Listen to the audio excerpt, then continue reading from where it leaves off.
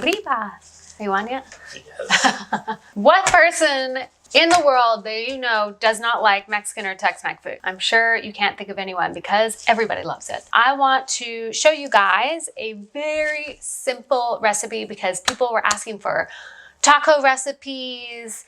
One pan in the oven, that's all you need. Everything goes on, everything comes out, and then you eat. It's that easy.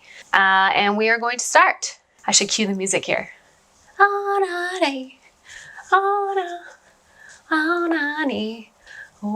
No. okay. My producer says no. We're starting with a flank steak. Now, flank steak is very inexpensive in the grocery store, but it is a tough piece of meat. So before you start anything, I highly suggest that you marinate this. So that's what we're gonna do first. I've taken it out, room temperature. I sprinkled it with salt, just pat it dry. Not that you really need to do that because we're not searing the steak, so it doesn't really matter. Don't do that. Just, we've got this piece of flank steak here.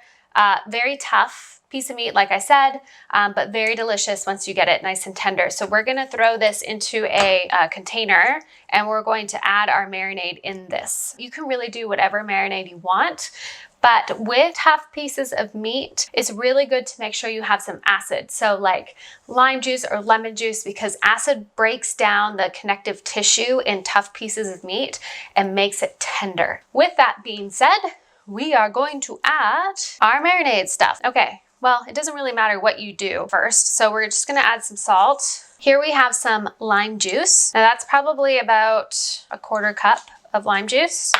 We have about 4 cloves of garlic, just roughly chopped. You want a container that has a lid because we're gonna seal it and we're gonna shake it like some, what are those things called? The machachas? Mariachi? Come on, tell me. Chachas? Maracas. Then we have some, I can never say this word, Worcestershire. Is that it? Worcestershire? I always call it worst to worst. Like the Muppet, Chef Muppet. I don't know what, Worcestershire. Is that Worcestershire? Worcestershire. Is that it? Okay, Worcestershire. So we have some, oh God, I don't want to say it again. Worcestershire sauce with some soy sauce as well. And now soy sauce is not Mexican, but I do like the flavor of it in my marinade. So we're just gonna throw it in. And then we have spices. So I have cumin, chili powder, and paprika, and just a little bit of pepper. I've got sriracha. I'd say just like a little tablespoon. And some brown sugar. I'm gonna do like 2 tablespoons. And then just a little bit of olive oil and a smidgen of tomato paste. Umami. We're gonna seal this up and then we shake just so it evenly coats the piece of meat. Ideally, you wanna do this like first thing in the morning, let it sit all day, but if you don't, try to leave it in for like an hour. In the fridge it goes. See you in a bit. We are back and the steak has now officially marinated.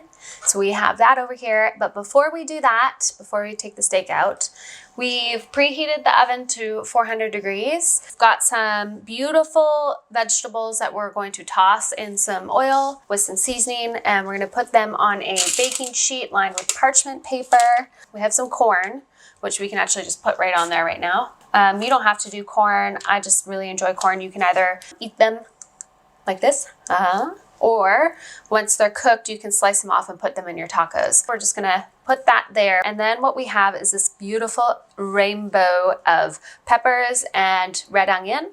So we have a combo of red, yellow, green peppers that I've just julienned. Okay, so we're gonna throw these in a bowl. Each one was about half a pepper. And then we have some red onion as well. And we are going to add a little bit of seasoning. If you have taco seasoning or fajita seasoning, you can just do that. But we just have some cumin, chili powder, and paprika, some salt and some pepper. So we're just gonna sprinkle a little bit on that. And then toss it all in some olive oil. You can do vegetable oil as well. Okay, so we're just gonna toss these up so they're nice and coated. And then we're going to place them on one side of the sheet pan. And then we just wanna add a little bit of oil onto our corn.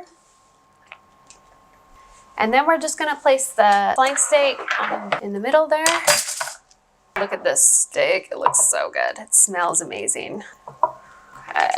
So we're gonna add that bad boy right in the middle. Once your oven's preheated, we are going to throw this in the oven for about, depending on the size of your steak, can be anywhere from 15 to 20 minutes. Okay, so we're gonna put this in the oven now. Rotate your corn like halfway through if you can. And you want to obviously achieve whatever doneness you like on your steaks. If you overcook it, it's not the end of the world. It's with tacos, but 130-ish degrees internal temperature is what you're looking for. So we're gonna put this in the oven right now. We'll see you guys in a few short minutes. While you're waiting, you can make yourself a fresh pico de gallo, and my mother-in-law says it's one of the best picos she's ever had, and she's from Texas, y'all, so she knows what she's talking about. She knows Tex-Mex. This is just diced up tomato, white and red onion, lime juice, garlic, salt, pepper, and a jalapeno. Put it in a Tupperware container because we usually have leftovers that I can put on top of eggs. And once you dice everything, you just shake like a, what is it called again? And then when you have about 10 minutes left, you can heat up your corn tortillas or flour if you like.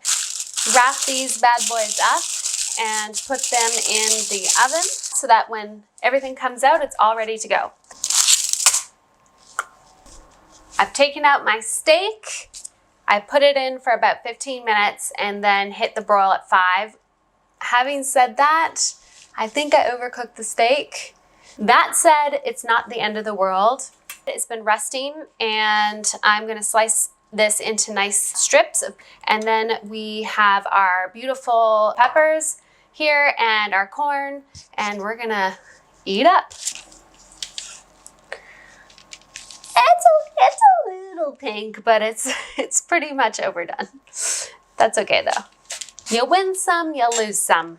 You want to make sure that you cut against the grain. If you don't, it'll be very chewy in the mouth. And you also want to make sure that you let your meat rest, because not letting your meat rest, all the juices will come out, won't be juicy. So letting your meat rest as long as possible, 10 minutes at least, is great. Let's serve up.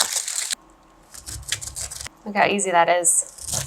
This makes me think of summer, even though it's not summer yet. It can be summer in the house because we're quarantined, so nobody knows. Just crank the heat up, put on some Mexican music, get a little martini, Mexican martini.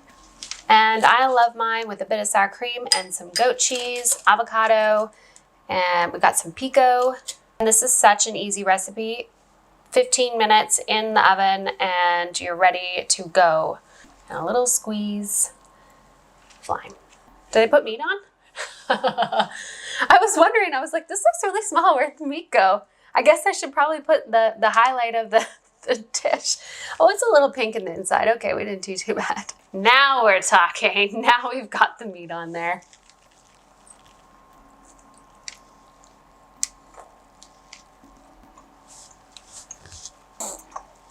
I took a really big piece. I mean, that was really not attractive. I should try to buy it better next time. It's really good. Okay. There you have it. Sheet pan tacos, fajitas. 15 minutes. Just marinate your steak.